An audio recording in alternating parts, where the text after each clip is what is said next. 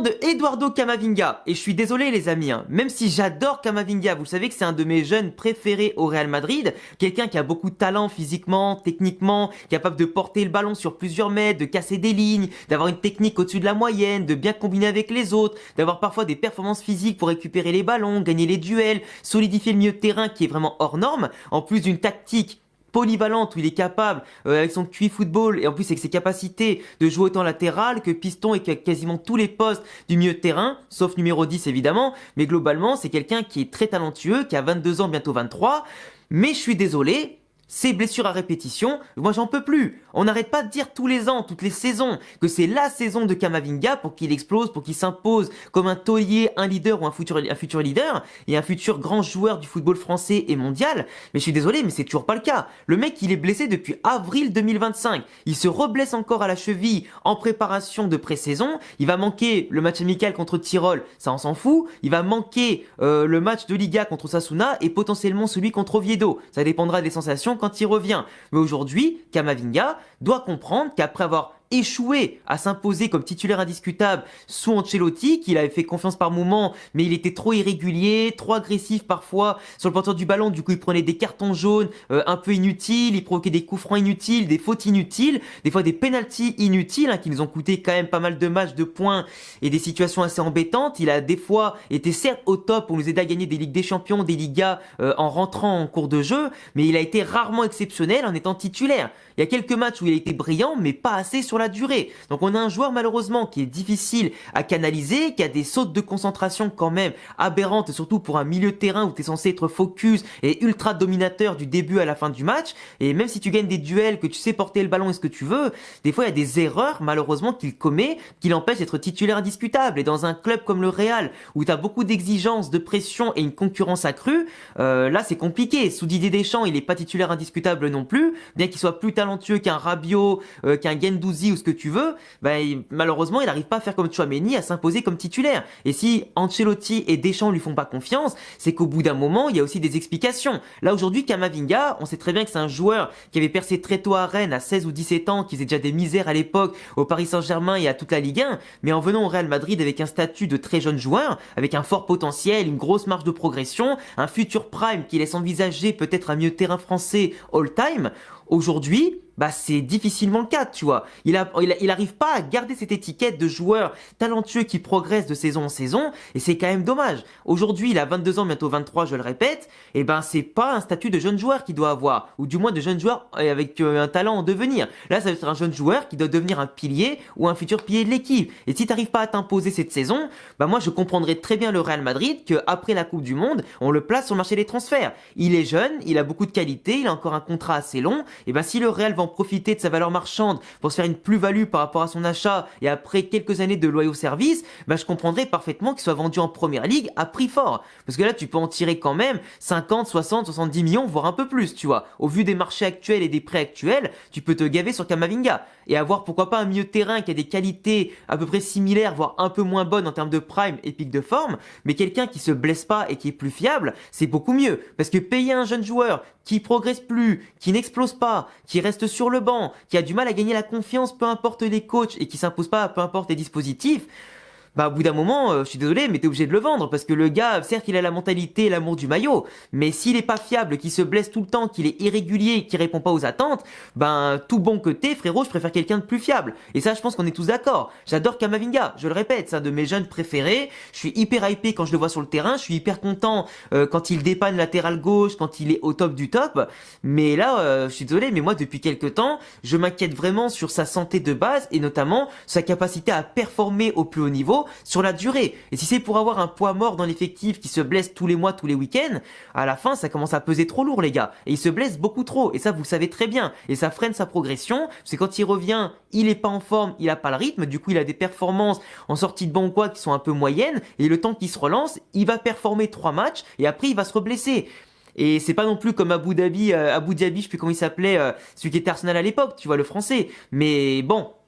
au bout d'un moment, la malédiction, j'ai envie de te dire que le destin fait bien les choses et qu'il y a des choses qui n'arrivent pas par hasard. Et forcément, t'as beau avoir du talent, il y a beaucoup de joueurs qui ont eu du talent passé par le Real Madrid, minés par les blessures, minés par l'irrégularité, et c'était un bonjour au revoir, tu vois, derrière. Donc là, il est quand même resté pas mal de temps. Comme je l'ai dit, il a aidé des fois à remporter des titres et des gros matchs, mais pas suffisamment. Et aujourd'hui, quand t'as la concurrence dans le dispositif d'Alonso, qu'on cherche un milieu créatif, que t'as déjà Jude Bellingham, que t'as Arda Güler, que t'as Tchouaméni, que t'as Valverde, que t'as encore Ceballos qui est pas encore parti, etc., que t'as potentiellement Alaba, Arnold qui peuvent jouer aussi au milieu de terrain, et que t'as pas encore de grosses recrues à ce poste-là, comme un Rodri, un McAllister ou que sais-je, hein, Adam Wharton, Angelo Stiller ou ce que tu veux,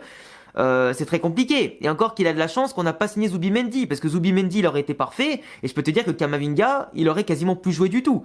avec un tel niveau de performance et de régularité. Donc aujourd'hui, je suis très content de base d'avoir Camavinga dans mon effectif, mais il va falloir qu'il passe un palier à tous les niveaux et surtout physiquement, parce qu'à mon avis, si ça impose pas cette saison, il sera vendu. Et honnêtement, ce sera pas une grosse perte au vu de ce qu'il propose ces derniers temps. Et globalement, par rapport aux titulaires, même s'il faut avoir des bons titulaires et des bons remplaçants, Camavinga, c'est pas un joueur qui va vouloir rester remplaçant toute sa vie. Donc au bout d'un moment, ses ambitions à lui devront matcher avec celles du club, et il faudra profiter de sa valeur marchande si on doit en tout cas le vendre derrière pour acheter quelqu'un de plus fiable et impactant. En tout cas, c'est mon avis, et tu me diras en commentaire si pour toi Kama est une déception par rapport à son potentiel et sa forme physique, ou si pour toi en tout cas tout va bien dans le meilleur des mondes, mais là je t'avoue que je te comprendrai pas. Autre sujet, Dani Ceballos qui a demandé à partir au Betis Séville. Alors on sait que le Betis là vient de perdre Isco pour 3 mois, il s'est reblessé contre Malaga en amical avec un joueur qui lui a pété encore un peu le péroné, alors pas totalement mais en tout cas il lui a bien déplacé, un peu fissuré, donc ça fait que pendant 3 mois il pourra pas jouer, donc forcément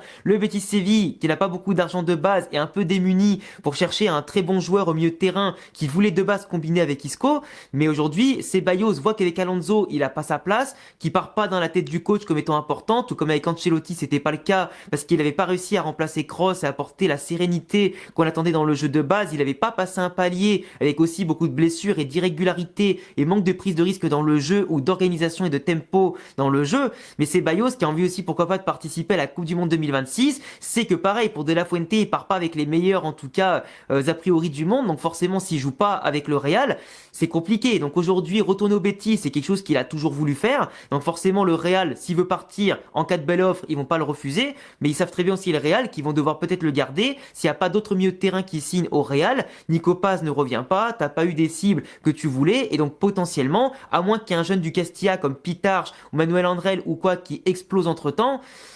ben, je vois pas Ceballos forcément partir, surtout si, comme je le répète, t'as pas une équipe qui va mettre au moins 15-20 millions d'euros sur lui, chose que le Betis ne possède pas, avec en plus un salaire pour Ceballos qui est quand même assez élevé pour le Betis, à moins qu'il le baisse pour retourner là-bas pour sa fin de carrière. Mais c'est vrai que Dani Ceballos, il est un peu bloqué. Parce que soit il convainc Alonso au risque de rater potentiellement la Coupe du Monde s'il n'y arrive pas, soit le Real le garde. Et dans ce cas, c'est bien pour la rotation, mais si on le garde pas, t'as un risque de manquer d'expérience, de fraîcheur et de quantité à ces postes-là, c'est aussi un problème.